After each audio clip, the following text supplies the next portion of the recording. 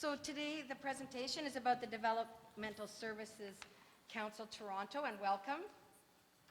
Just wondering who's here, just to begin with. Are there any students here? Could you put your hands up? Okay. Any family members? Could you put your hands up? Any self-advocates? Excellent.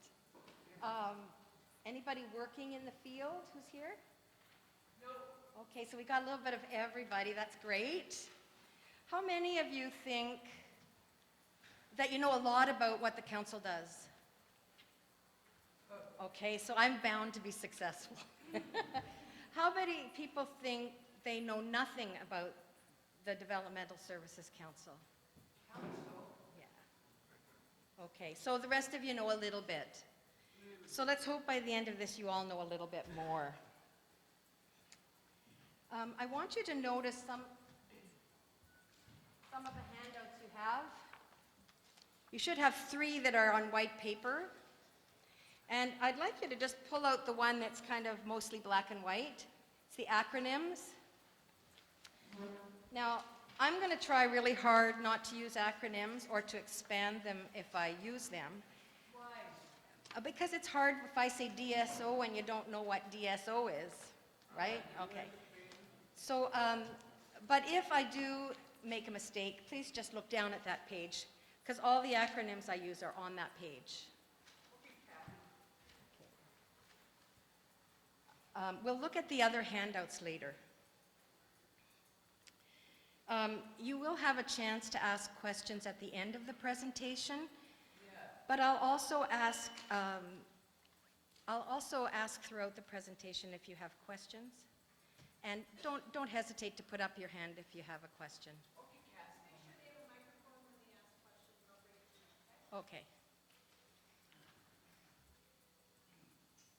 you, okay? Okay. There's 2 other gentlemen at the table here that I'm not going to introduce you to yet. Why? Because I'd like to introduce them to you in context. So soon, it's coming soon. The other thing I want to say before we start is that I'm going to try very hard not to read the slides, but I will have to read some of them. I know it's a little boring when people do that, but I'm going to have to do that occasionally. Okay. So the Developmental Service Council has been around for quite some time, and we are mandated by the government to exist now, and things have changed a lot in the sector, and some of those changes I'm going to try and talk about today, as well as what we do.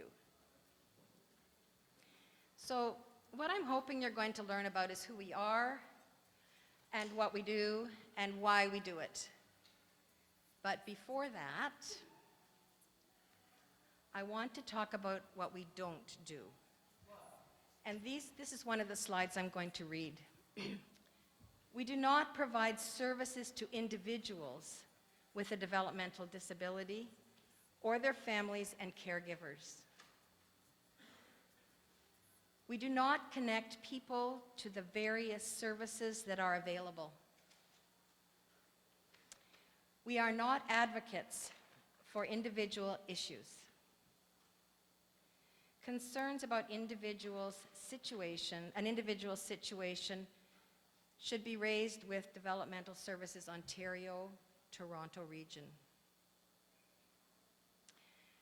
The Council advocates for people with developmental disabilities and their families or caregivers as a whole, but we don't advocate for individual cases or represent individuals. We are interested in what you have to say to us, though.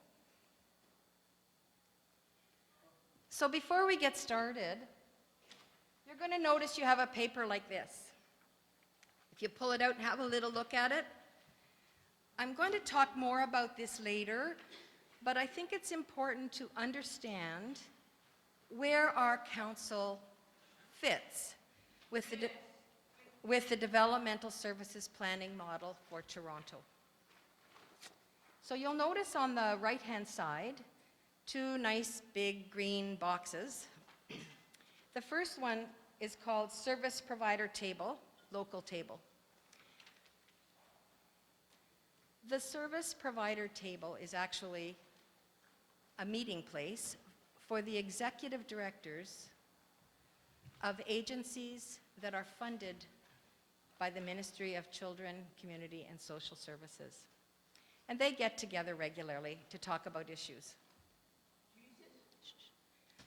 Underneath it, we have Developmental Services on Council Toronto. That's us. We're the second box, the bigger green box. And we're a group of people who get together too to talk about issues. You'll notice the great big red box is called the Regional Planning Table. And all of the other boxes are attached to the Regional Planning Table. So the Ministry of Children, Community, and Social Services and other system features, which means services, and the agencies that are funded, and the council meet at the Regional Planning Table. This is the model for services in Toronto, for planning services in Toronto. Okay? And that's where we fit into it. Okay, we'll come back to that later. So, the council. The council is a volunteer council. Membership is voluntary, and we have 3 categories of voting members. We have family members, and I represent some families on that council. I have an adult son with a disability. And we have community members, and these are people who are interested in the sector, or they are involved with an agency in the sector, or they just want to help out. And today, the community members of our council are represented by Jonathan. Do you want to wave, Jonathan? Jonathan Brookman. Another category of voting member is self-advocates. Self-advocates are adults with developmental disabilities who are interested in helping the council in their work. And today, the self-advocates are represented by Jeremy Pridham at the end. We also have 3 non-voting members, and this is actually quite interesting. 2 of the members are from the service provider groups. They're executive directors of 2 different agencies. And 1 staff member from Developmental Services Ontario, Toronto region, also attends our meetings. We also have administrative staff, so that nice woman over here on the right-hand side is Deanna, and we are eternally grateful to Deanna and Mia who assist us in our work.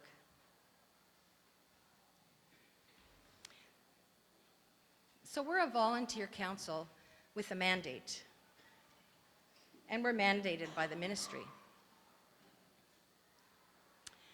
Here's another one of those slides I'm going to read. The mandate of the Developmental Services Council Toronto is to provide a consumer and community perspective to the planning for developmental services for adults. So that's a consumer and community perspective. I was 2 years in the council before I understood what on earth that meant. So let me just say that a consumer perspective comes from an adult with a disability, their family, or caregiver. It's what they think and what their concerns are. And the community perspective comes from community groups or people interested in the sector or who work in the sector but are not family members or self-advocates. So our job on council is to represent their voices. And a large part of this presentation will focus on how and where we provide the consumer perspective. and the community perspective. Any questions about that mandate? Yeah. Sorry, can you just wait till the, yeah, go ahead. Sorry? Oh.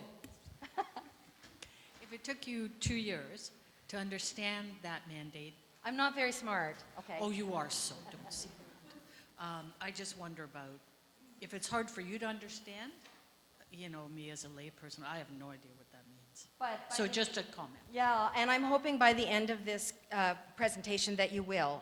I didn't get this presentation. So I think I understand it now, and part of it is because I put the presentation together. So let's see at the end of this, what's your name? Alana. Let's see, Alana, at the end if you have a better sense of it. Well, Alana, talk to me afterwards, will you? Okay. So how does the council keep informed? How can we represent these voices? Well, we have a lot of groups and individuals who do presentations to council. And we ask them to tell us about their innovative solutions, their problems, their concerns. Some of these groups include South Asian Autism Awareness Center. We've had Bonnie Heath from the Scarborough Residential Alternatives. We've had a lot of people come and talk to us about their particular concerns. We've also had presentations from resources such as connectability.ca and from Connectability, from the Ombudsman. Next month we have someone coming from Individualized Funding Project, which is really interesting. We've had people from Urgent Response, from the networks of specialized care. We like to be informed. We need to be informed. And I'm going to ask you if you know any particular family groups that you think we should connect with to hear their perspective so that we can represent their voice. So think about it, and if you can think of a group that you think we should connect with, please talk to myself or Jonathan or Jeremy after the presentation. We also get updates from agencies and the ministry.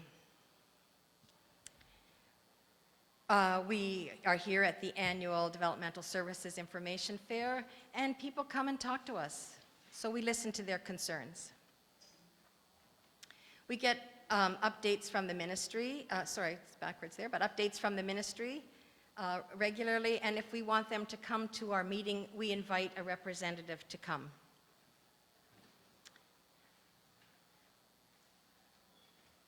We attend conferences. Last year, I went to the OADD conference. That's the Ontario Association on Developmental Disabilities.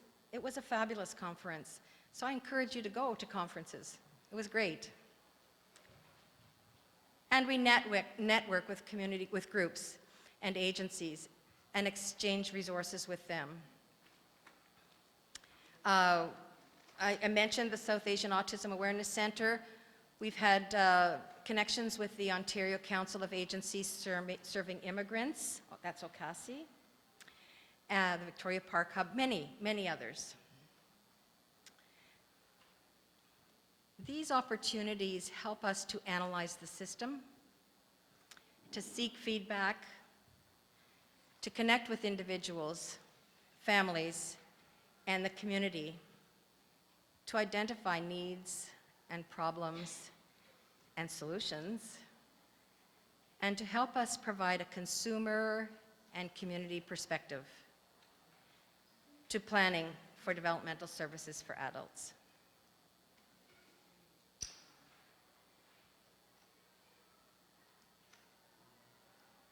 So as you can see, we're a volunteer council that keeps informed by connecting with people and groups. We stay current by seeking information from various sources, and we provide an informed voice for the users of service.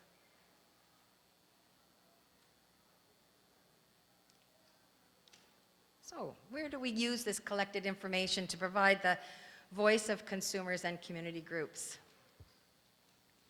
Well, there are 4 main places, but we also provide it to other places. We represent the voices to the ministry. That's the Ministry of Children and Community and Social Services. We also represent these voices to service provider agencies, both funded and unfunded by the ministry, and to Developmental Services Ontario, Toronto region. So where do we connect with them?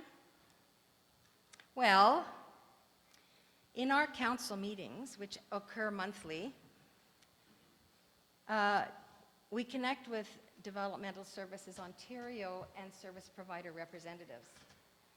They have representation, as I mentioned before, on our council. We also attend the service provider meetings. We have a representative from our council who sits on their meetings, at their meetings. We report to them about our current issues and concerns. We are also, or will be shortly, on the advisory board of the Developmental Services Ontario, Toronto region. That advisory board is just getting set up with its terms of reference, and Jonathan will sit on it.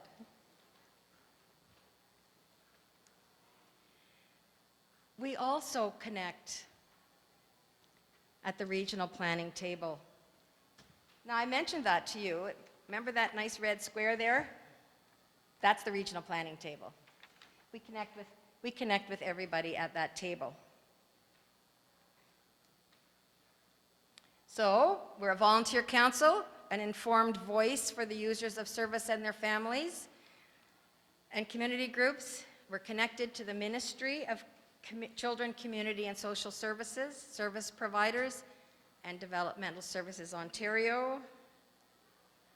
And we're involved in the planning of developmental services.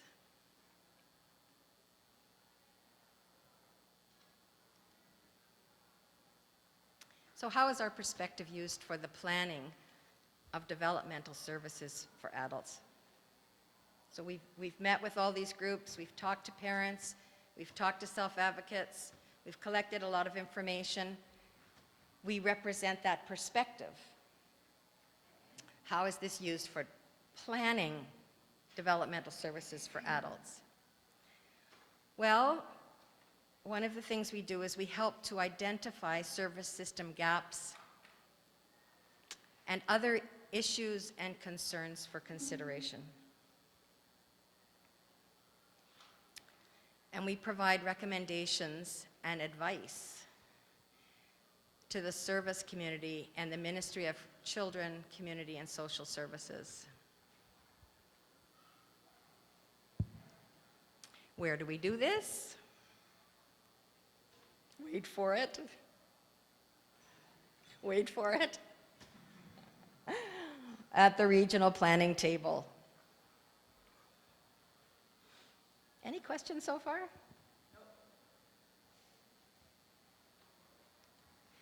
How does the council fit into the developmental services planning model for Toronto?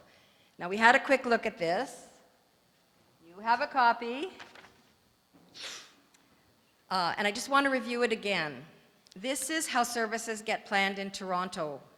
Everybody knows that the money comes from the Ministry of Children and Community Social Services. The service provider table, which is the top green one, meets to discuss issues and problems and planning and solutions. They meet together.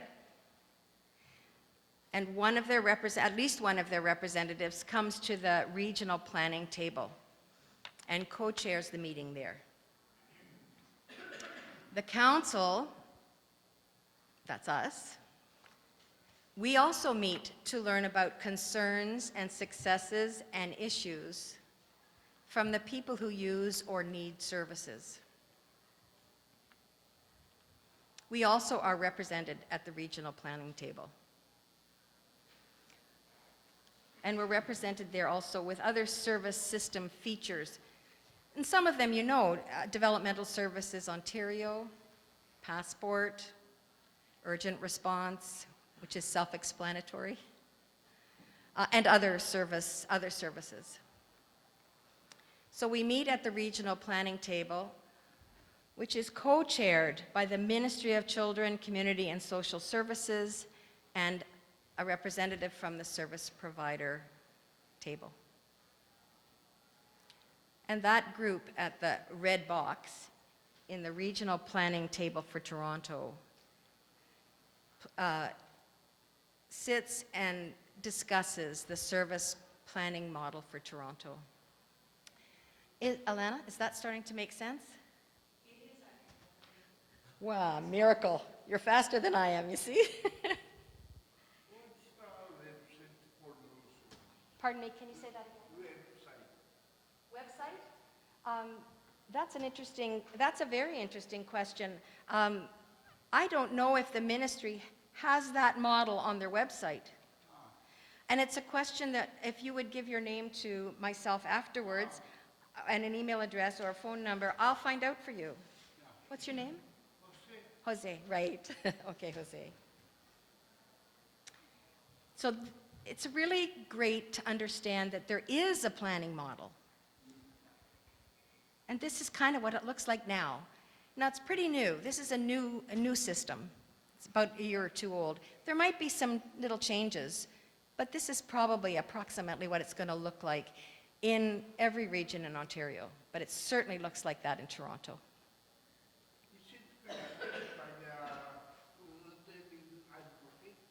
Can you repeat that? Is it connected community living? Community living fits into that top green box. Yeah, they're service providers. And the executive director of community living sits at that, goes to that green box meeting, okay, the service provider meeting. Okay, so the role of the regional planning table, this sounds a little repetitive, is to help to identify service system gaps and planning priorities. It shares responsibility for planning, problem solving, and service management in the Toronto region. So if you're wondering where people discuss those problems, that's where they discuss them. And again, I remind you, it's co-chaired by the ministry and someone from the funded service providers. What kind of services they are providing? Well, that depends on what agency you're talking to. This is just a model, a planning model. Oh, I see. Okay? Okay. So the council, it's a volunteer council, a voice for the users of services and their families and caregivers, and we're in relationship with service provider agencies and DSO, and we're part of the regional planning table.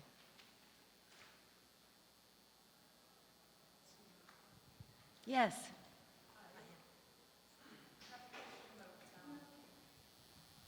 Hi. Hi, my name's Connie. Hi, Connie. A parent of a child with Down syndrome. Well, she's not a child now, I gotta remember that.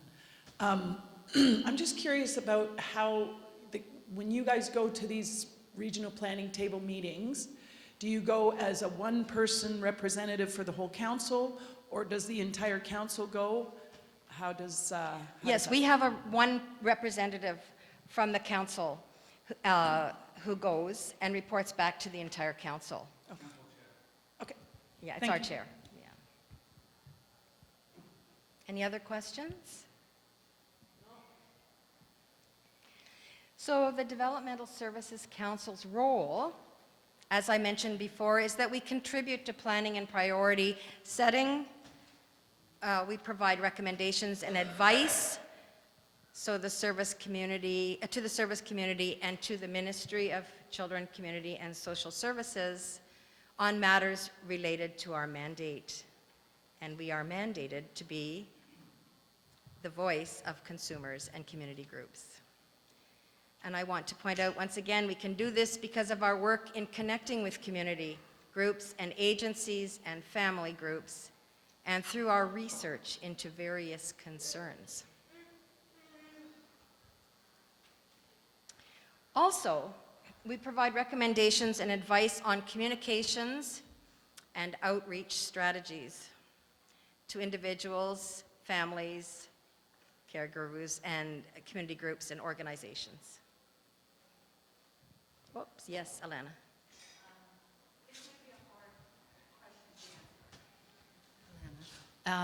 But how much, so this model's been in for 2 years, how much weight or how much success, I'm trying to use the right word, do the people with the funds?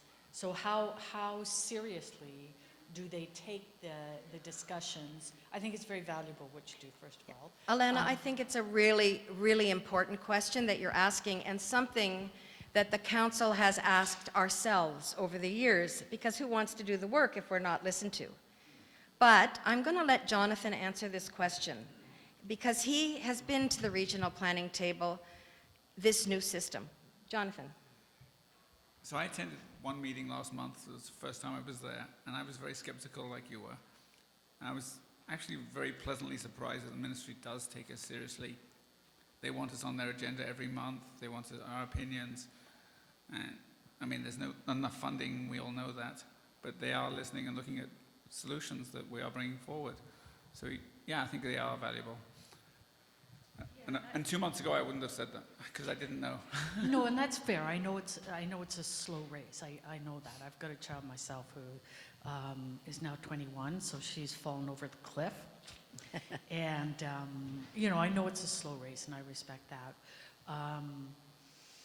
And I wouldn't say I'm skeptical. What I'd say is I'm realistic and trying to be a patient, like trying to contribute Yes. to everything going forward. It's making small changes. Yeah.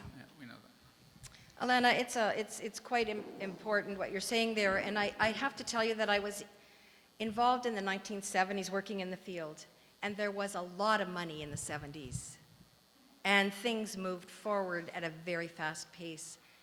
Obviously, times have changed, and that is one of the biggest issues. If there were lots of money, there would be lots of resources. And that's why we have planning tables, so that these groups can identify where the highest needs are and the largest gaps. Another question? Yeah, actually, just a comment. So I worked at the Developmental Services for 6 years in Toronto region, and I can tell you, as someone who sat at the table, we heard about the council meetings. So as a staff, the person who was sitting at the council meetings was telling us, well, this was brought up and we want to make sure that we're hearing it.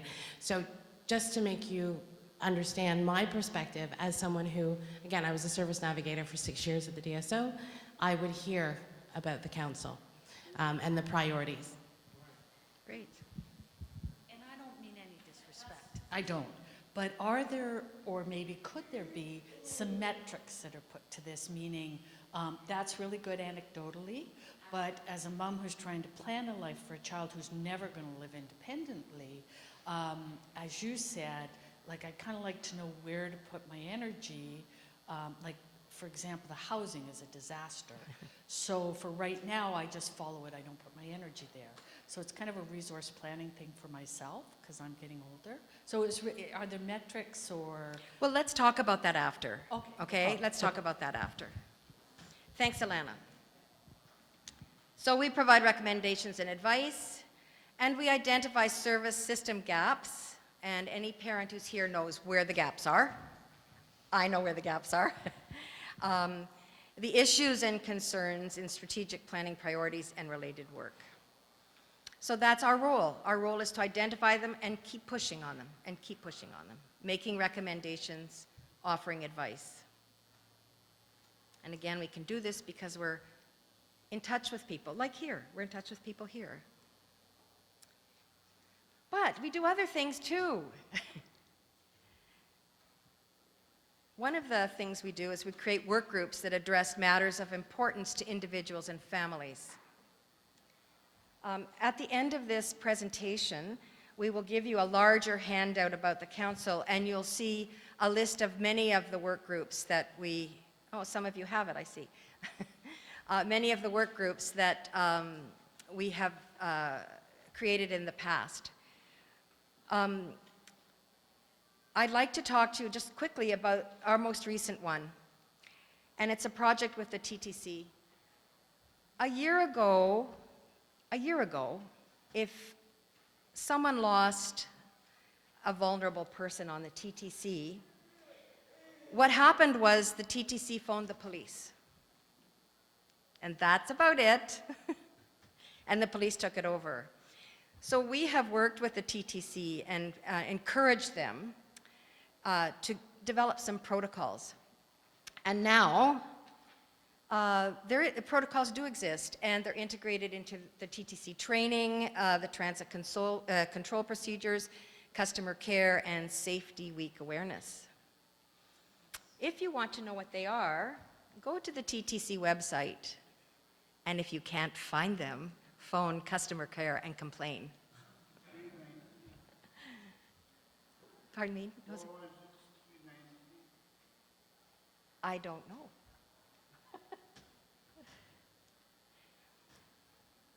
What other things does the Developmental Services Council do? Well, we talked about work groups. You know that we represent the voice of people at the RPT, but we participate in collaborative work groups. An example is the French Language Initiative, preparing for this fair. We provide feedback on documents. One of the documents that I really enjoyed providing feedback on was on individualized funding models. It was a literature report. We've read the Ombudsman report, and the Ombudsman has come to our council meeting to answer our questions. For every language, the translator? There was an effort, and there has been an effort to have more French language available to people who, They have translator for yes, every language. yes, for many languages. You're right. You're right, Jose. We also provide a member to sit on the Developmental Services Ontario Advisory Committee, and I've mentioned already it's Jonathan. So that's kind of what we do. It's kind of what we do. In a nutshell, Jeremy, we are a volunteer group. We connect with individuals, families, caregivers, and community groups. We communicate with the provincial government. We communicate with them at our meetings and at the regional planning table. And the service provider agencies providing recommendations and advice. We create work groups that address matters of importance to individuals and families. And I did say that we were going to talk about the who, what, and why of council at the beginning. So the why, of course, is to improve the lives of adults with developmental disabilities, their families, and the community in Toronto by representing their point of view.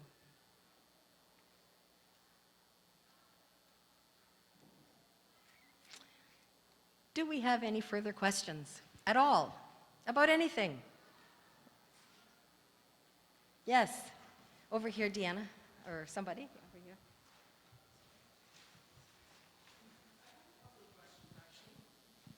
Just wondering where the rest of the council is. Good question. One of them is sitting at the table. Two of them are sitting at different tables, actually. Another self-advocate is sitting at a table. Our vice chair is sitting at the table there. One of our council members is having surgery tomorrow. And several of our council members are working. We have a lawyer. We have people who are working in a variety of different capacities. So they are unable to take the day. And Deanna and Mia. Oh, and Deanna and me, of course. Yeah, they're not the voting members, but they're here. Thank Do you have another question? I did. I just was a little confused about the difference between the advisory board that's being set up, a new advisory board being set up, and the in-place council. What's the Right. difference between So those?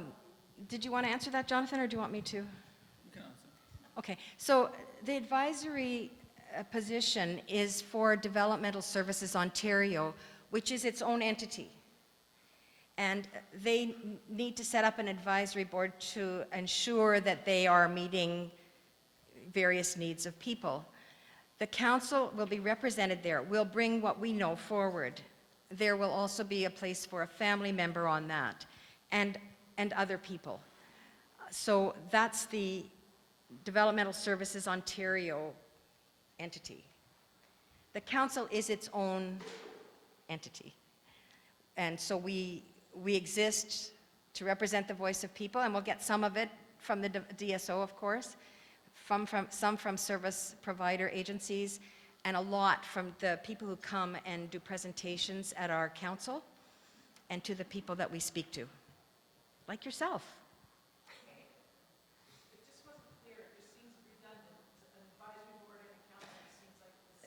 The advisory board is specifically for Developmental Services Ontario. Okay? Any other questions? How much time do we have? All right, Wait a sec, how much time do we have? we don't have any time, you have Okay, like so 3 minutes. very simply, if you're interested in more information about the council, please speak to Jeremy or Jonathan or myself afterwards. And you can ask them about the work groups in which they've been involved. Be sure to take the larger handout before leaving. And if you are aware of some issues that you feel the council should address or listen to, please. Our email is on the bottom of every piece of paper that you've got, As well as business cards that you can and hand their out. business cards. Thank you so much. Thank you.